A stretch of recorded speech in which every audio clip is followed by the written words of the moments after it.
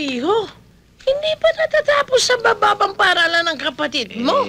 Paano natin ipapasok sa universidad? Nga ho, Mrs. Masilungan, kinakailangan ko tulong ninyo. Pero iho, Marcelino, tayo'y sumusunod sa Department of Education at may mga policies ang ating university. Ibig nyo sabihin ay kine-question ninyo ang kapasidad ng utak ng aking kakambal, Mrs. Masilungan? No. You are our top student here. Mrs. Masilungan, natatandaan po ba ninyo kung ilang buildings na po ang nadodonate ng aming pamilya dito sa university natin?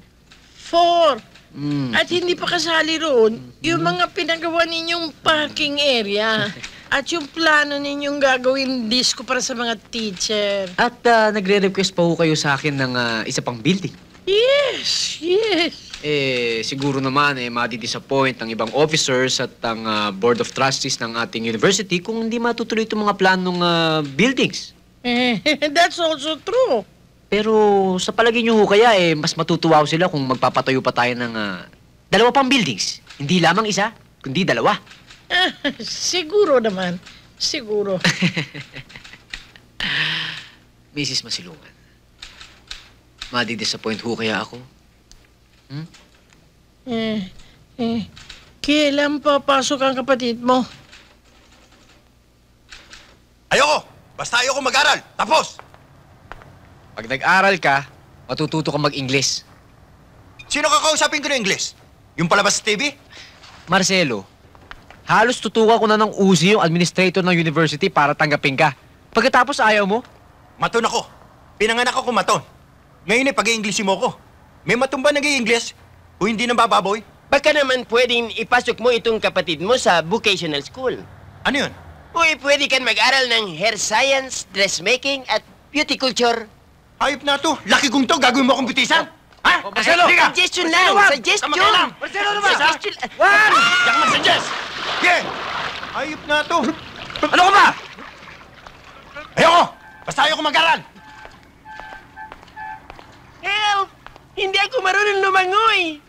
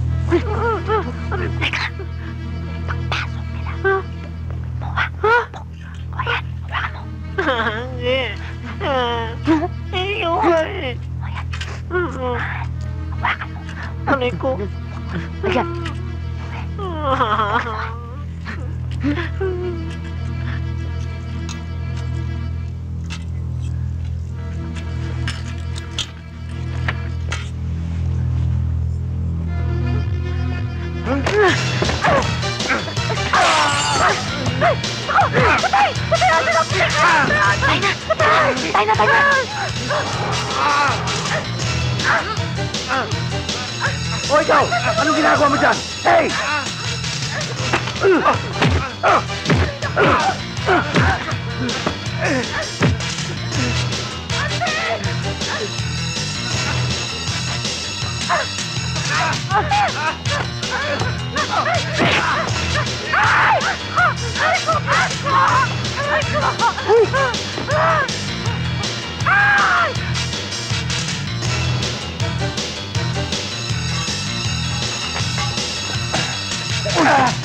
Sorry ho!